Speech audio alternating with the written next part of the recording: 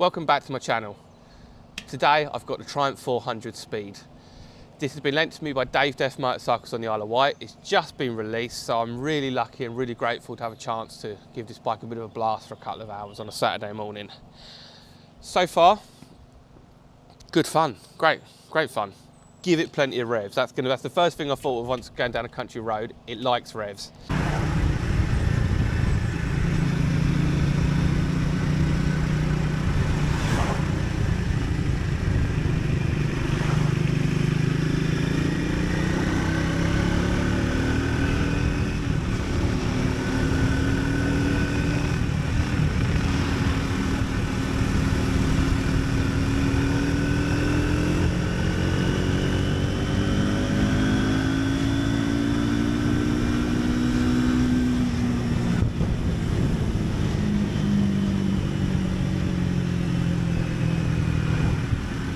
This comes in two variants, the speed one like this and the scrambler. Scrambler, taller in the saddle, longer forks, more knobbly tyres, a little bit more expensive, those extra bits. But today I've got the Speed 400, which if it was I was choosing, this would be what I'd go for, because I don't really do green laning all that often, or anything that particular style. Just shy of 5 grand. 40 brake horsepower. Now you compare that to the rivals, the Hunter 350 is about £1,300 cheaper, but that's only 20 brake horsepower and less torque as well. This is a cool looking machine. Value, I'd say that's fantastic, because if you compare it to perhaps Triumph's bigger bikes like the T100, T120, it's half the price of the 900. And if you're on somewhere that you're not doing particularly motorway journeys, you don't need that extra power that you get with those bikes. This is great fun. It's light. It's really light to flick around. Wide handlebars, which helps leverage of that. Really cool bar end mirrors. Nice quality switch gear on the handlebars, as you'd expect with a Triumph machine. Developed in India. It's not made in Great Britain, but then neither is the T100 or the T120. I think they're made in Thailand, I think, or might be shipped here or engine made there or something. You know, but if it was made in Great Britain, it'd probably be double the price, so you have to just accept that, I'm afraid. We like this engine. It's kind of like a cross between the retro modern classics, and it looks very similar to the 3-cylinder Triumphs from the 90s, that kind of square block of the liquid cooled engine with your radiator there. Upside down forks, Pirelli tyres, so good quality bits on there, again as you'd expect with a Triumph, and really quality looking kit. That nice curved saddle, which is very much like on the more expensive Triumphs. I mean, at a glance you wouldn't know it's a smaller capacity motorcycle. And speaking of smaller capacity, it is fantastic that motorcycle companies are going back to smaller CCs. It's been missing for years. When growing up, or when I first got on bikes, it was really difficult to get anything of this kind of size other than something that would be a bit cheap. All the bikes were like 900, 1000cc, 1100, 1200, and really heavy, huge fat tyres.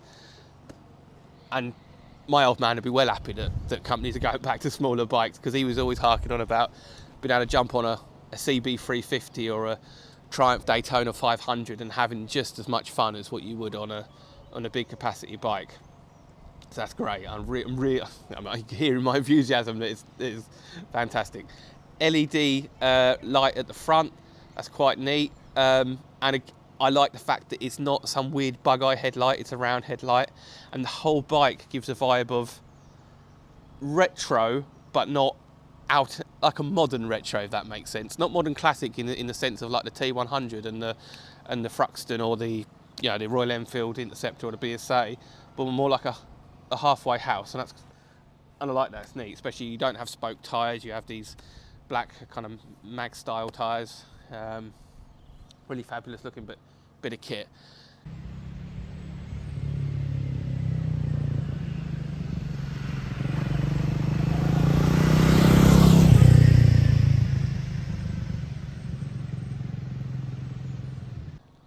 And for somewhere like the Isle of Wight, where there's no motorways, you don't need bigger than this. This will, I'm sure, will handle a motorway just fine. But they're not on the Isle of Wight, so I haven't tried it.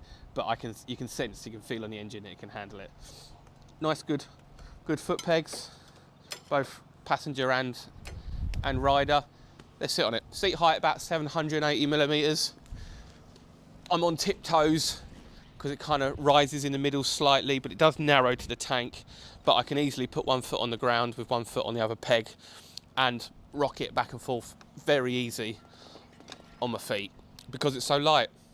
Again, the beauty of a smaller capacity motorcycle. The clocks, you've got a clock in the centre. No rev counter as such like a dual clock, but there is a rev counter on the little digital screen, and you can flick through all various modes, or not such modes as such, but settings such as your miles per gallon and your speed and your, as I like, not overly complicated because you don't particularly need it, especially at this price point. How does it sound?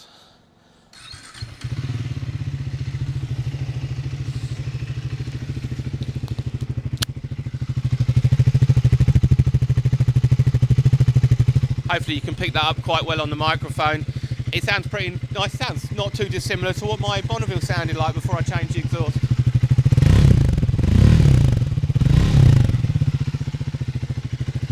Nice.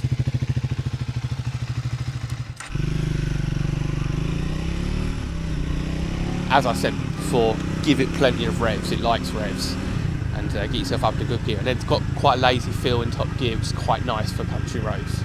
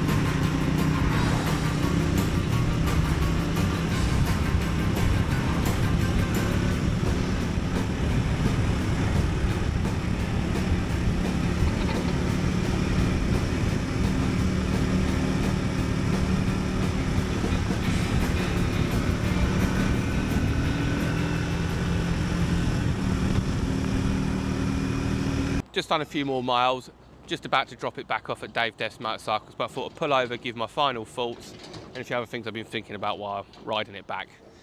A great bike. I mean, it's difficult to find any negatives. The build quality is clearly fantastic. It looks great. This black finish is excellent. It's a great bike.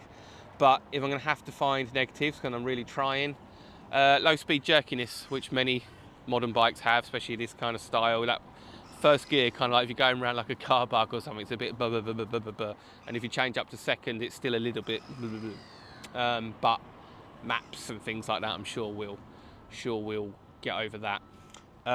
In terms of competition, obviously I've mentioned the 350 Classic and the Hunter Royal Enfield. The other ones that stand out are the Honda CL 500. A little bit more expensive and it's a bigger capacity engine, but it's in the same kind of price point. Not tried it, but would like to try it. And the other one, this is an outside shout, and I've not heard it mentioned in competition with this, is the 650 Suzuki, the SV650. £7,000, so it's £2,000 more than this, but that's a fantastic engine. I had that in its original form, or in its second generation form of 2007. And it's brilliantly smooth engine. So that is definitely worth consideration. And if I was looking at this, I would go and try one of them as well. But if you're at 5 grand, then you can't get more motorcycle for your money that I can think of. BMW do a 300, KTM do, Benelli do either a 300 or a 350 that'd be worth a shout, that doesn't get mentioned often, so I'd give that a look. But yeah, I've got this seagull that's watching from the other side of the camera, clearly a fan as well.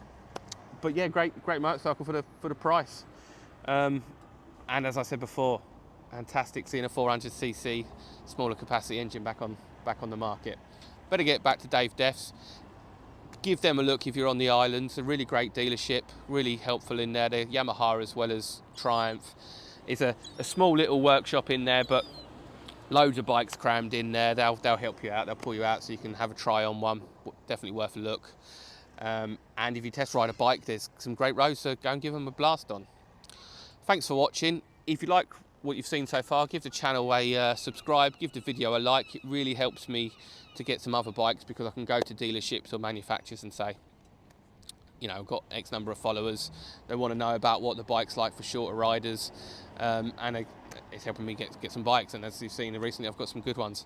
So thanks for all the support. Anything more is fantastic, and I'll try and get some more bikes. A Norton dealership's just opened nearby me, just about 30 miles away. I love Nortons. Anyone that knows me knows I absolutely love Nortons, because I had a Commando, my dad had a Commando, but it's been really difficult to try and get hold of the new Commando, hitting roadblocks all over the place. So I'm hoping this new dealership will be able to help me out. And on that note, I'll get this back. See you on the next one. Ride safe, have fun.